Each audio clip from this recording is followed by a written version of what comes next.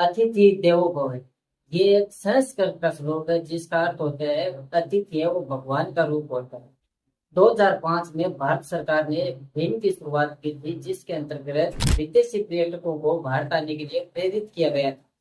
लेकिन भारत सरकार ये भूल गई थी कि जिन विदेशी पर्यटकों को वो भारत बुला रही है क्या वो भारत में सुरक्षित है। मामला ज्यादा पुराना नहीं है, 2024 का ये मामला है जहाँ पे एक स्पेनिश महिला अपने पति के साथ भारत घूमने के लिए आती है।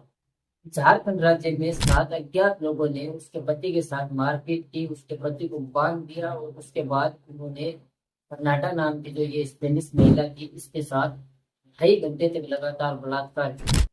और इस घटना को अंजाम देने के बाद उनका सारा सामान चुरा कर भाग गए।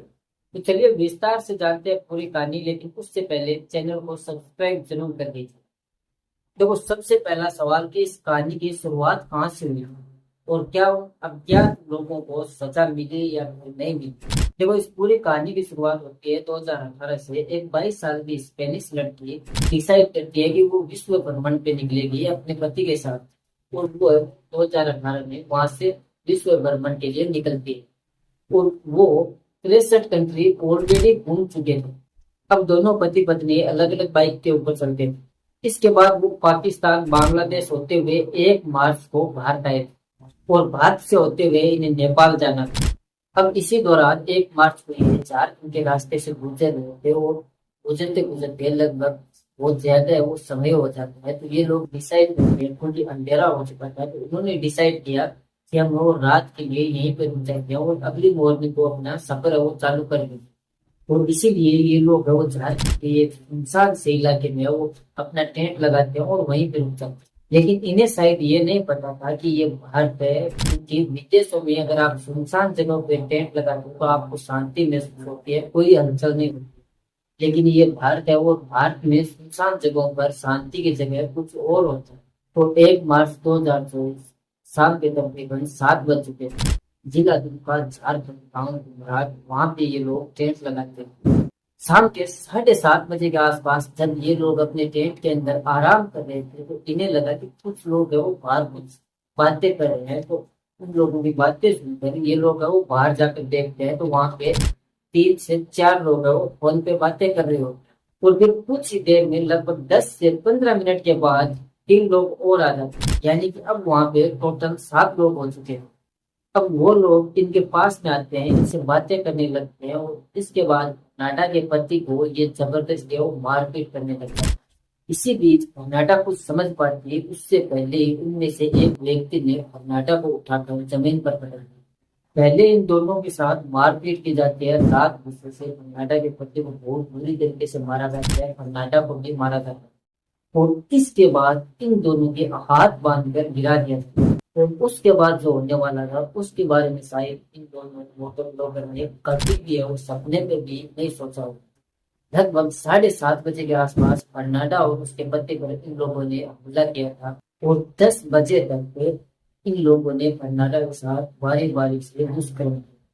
इस बीच कर्नाटक मदद के लिए चीखते रही चिल्लाते रही, लेकिन उसकी मदद करने के लिए कोई नहीं आया क्योंकि एरिया है वो सुनसान था और सुनसान एरिया में कोई भी मदद के लिए नहीं आया।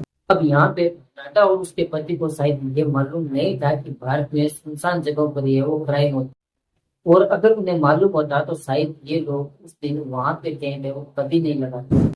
इससे पहले वो 1,70,000 किलोमीटर का सफर है वो पूरे विश्व का तय करते हुए थे, लेकिन उनके साथ ऐसा कहीं पे भी नहीं हुआ। अब 10 बजे तक वो लोग बारी बारी से कर्नाटक के साथ दुष्कर्म करते हैं और उसके बाद वो लोग इनका सामान चुरा लेते हैं और वहां से फरार हो जाते हैं। घबराए हुए कर्नाटक और उसके पति जैसे तैसे करके अपनी बाइक को उठाकर मेन रोड पर आते हैं। वहां पर उन्हें किस्मत से पेट्रोलिंग पुलिस कार दिख जाती है और वहां पर पुलिस को वो सारी बातें बताते हैं, लेकिन भाषा का फर्क होने की वजह से पुलिस उनकी बातें समझ नहीं पाती और इन्हें वो पुलिस स्टेशन में लेकर चली जाती है और वहां पर जैसे तैसे करके इनकी बातों को समझा जाता है। तब जाकर पुलिस को मालूम चलता है कि इनके साथ आखिर हुआ क्या है। और इसके बाद पुलिस को जैसे ये चीजें समझ में आती है तो तुरंत इनके एफआईआर लेकर कार्रवाई है वो शुरू कर दी जाती है।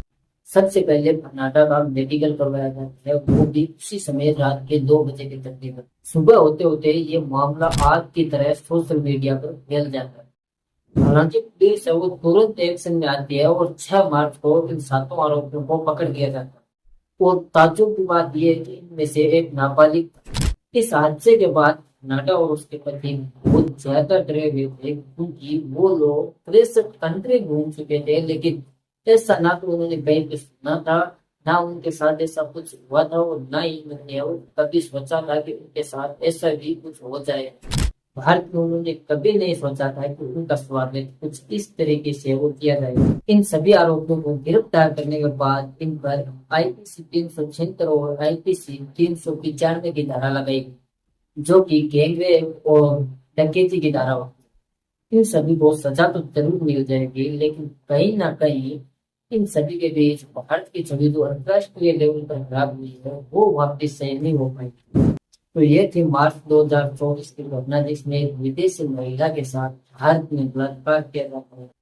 आप इसके बारे में क्या राय रखते हैं कमेंट बॉक्स में जरूर बताइएगा। चैनल को सब्सक्राइब कर लीजिए, बेल आइकन के बटन को भी दबा दीजिए और वीडियो को लाइक कीजिए, अपने दोस्तों के साथ शेयर कीजिए। वीडियो देखने के लिए आप सभी का बहुत बहुत धन्यवाद।